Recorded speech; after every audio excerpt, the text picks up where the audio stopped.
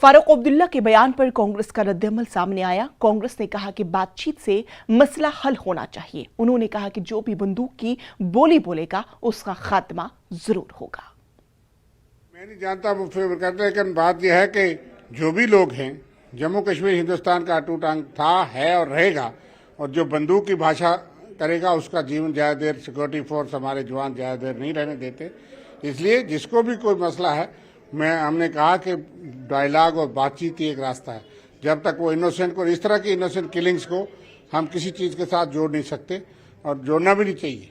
और पाकिस्तान इसके पीछे है, बंदूक के पीछे जो कश्मीर में, लेकिन वहां के नौजवानों को भी बरगलाता है। वहां के अंदर भी कुछ ऐसे सांप हैं जो इस तरह की जो एलिमेंट्स को बढ़ावा देते हैं। हम मानते हैं कि कई मसले मसाइल जो हैं वो इश्यूज हो सकते हैं, लेकिन वो इश्यूज देश के कई कोने में हैं। उन्होंने तो बंदूक नहीं उठाई, और जहां जहां बंदूक उठाई उसको क्रश कर दिया सरकार ने, हमारी फौज ने, हमारी सिक्योरिटी फोर्सेज ने, लेकिन बहुत कुर्बानियां देने के बाद। इसलिए जो भी इनोसेंट को मारेगा उसके लिए हमारे पास, देश के पास बहुत बहादुर जवान भी हैं, असला भी है।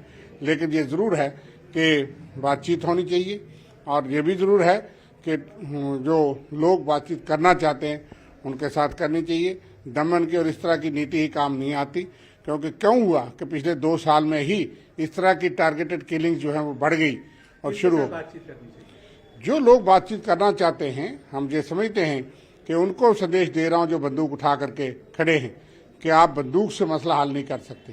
केंद्र सरकार तो हमेशा बातचीत के लिए, जो भी सरकार रही है वो तैयार रही है, और लेकिन बातचीत के लिए उनको बंदूक छोड़नी पड़ती है। ये बार बार अपील हुई, और जब उन्होंने नहीं छोड़ी वो अलग बात है। पाकिस्तान भी उकसाता है, वो भी कामयाब नहीं होगा। 4 जंगें वो हार चुका है, अपने देश के 2 टुकड़े करवा चुका है, लेकिन वो उन मंसूबों की तरफ चला है। और कश्मीरवादी के अंदर भी जो इस तरह का एलिमेंट है वो कामयाब नहीं होगा। और ये जरूर बात है कि कई ऐसी बातें केंद्र सरकार के इश्तिहाल को कुछ लोग, नेता बीजेपी के बयान देते हैं, मगर उससे हम सहमत नहीं कि हालात सामान्य नहीं हैं। खास करके जब वहाँ के कश्मीरी पंडित, वहाँ के कश्मीरी हिंदू, वहाँ के सिख, वहाँ के मिनाटी, वहाँ का इनोसेंट, वहाँ का देशभक्त मुस्लिम, और वो लोग जो उनके खिलाफ खड़े हैं आतंकवादियों के, उसमें बड़ी संख्या मुसलमान की भी है जिनको मारा गया है। और बाहर के लोग जो वहाँ पे काम करते थे, मजदूर जो सुरक्षित रहते थे 30 साल के आतंकवाद में, आज क्यों वो टारगेट हो रहे हैं? ये सवाल हम केंद्र सरकार से और राज्य की